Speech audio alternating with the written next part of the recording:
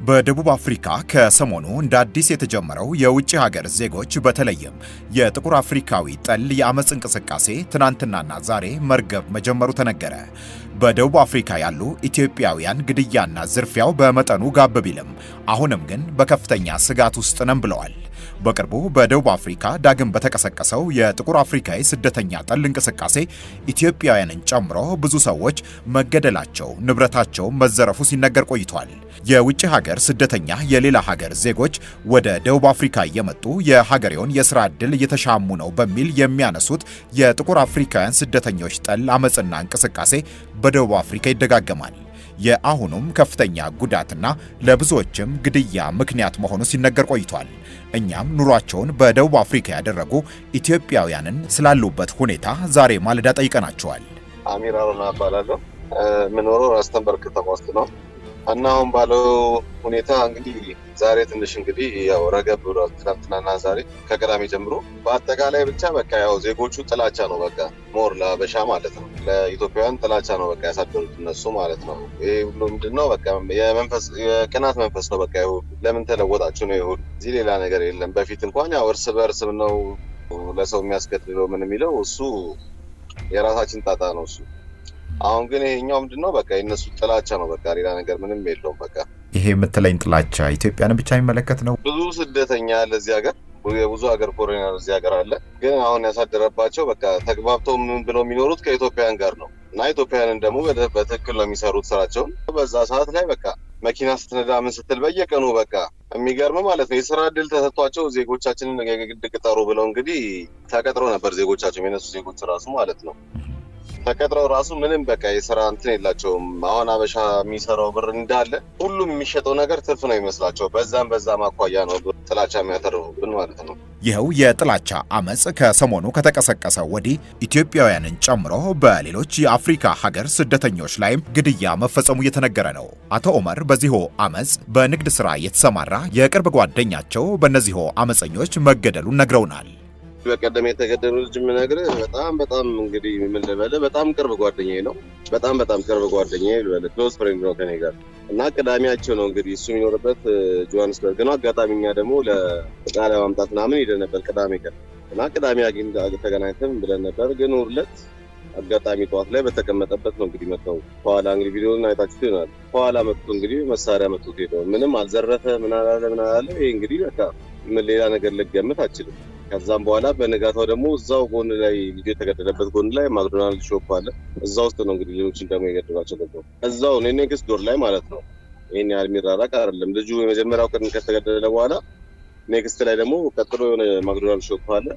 እዛ ውስጥ ነው እንግዲህ የገደሏቸው። ኢትዮጵያውያን ናቸው። 3 ወንዶች ኢትዮጵያውያን ናቸው።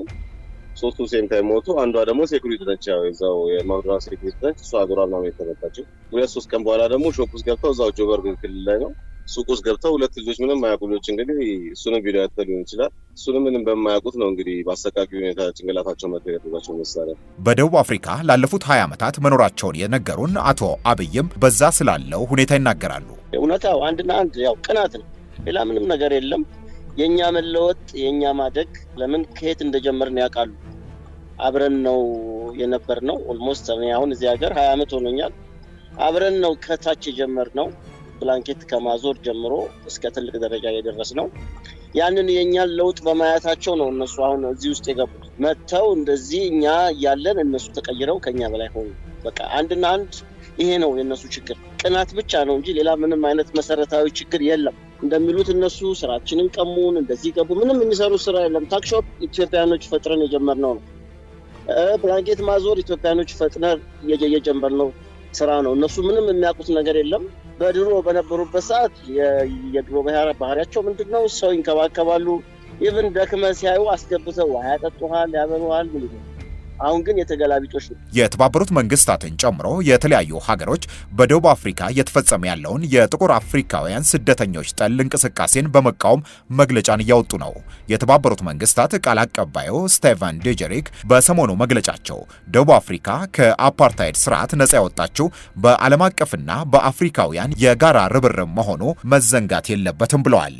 ኢትዮጵያም ደቡብ አፍሪካ ከአፓርታይድ ስርዓት ነጻ እንድትወጣ ካገዙ ቀዳሚ ሀገሮች ውስጥ መሆኗ ይነሳል። ኔልሰን ማንዴላን ከማሰልጠን የቁሳቁስ የወታደራዊና ዲፕሎማሲያዊ ድጋፍን እስከ ማድረግ ኢትዮጵያ ብዙ ማገዟም ይነሳል።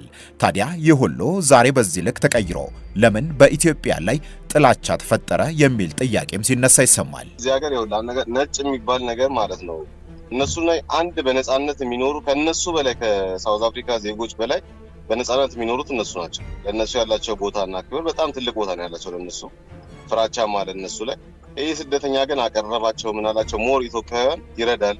አብዛኛው ኢትዮጵያውያን ማለት ነው ያለው በደንብ ያለው ሰው ጭራሽ የኛን ዜጋ ብቻ አይደለም የእነሱን ዜጋ በደንብ ነው ሄልፕ የሚያደርገው የሚንከባከበው የሚረዳው ማለት ነው። መጨረሻ ላይ ግን በቃ በአጠቃላይ ምንድነው ይሄ ቅናት መንፈስ አደረባቸው። በቃ መኪና የሚነዳውም ኢትዮጵያውያን ዘመናዊ መኪና ይነዳል። በዛ የተነሳ በቃ የእኛስ ልጆች ለምን እንደዚህ የማይሆኑት በሚለው ነገር ወንድሞቻችን ለምን እንደዚህ አይሆኑም በሚለው ነገር በዛ ነው በቃ እነዚህ ሰዎች የቅናት መንፈስ አድሮባቸው ሊረብሹ የቻሉት ማለት ነው። በደቡብ አፍሪካ 2.4 ሚሊዮን የሚደርሱ የውጭ ሀገር ስደተኞች እንደሚኖሩ ይነገራል።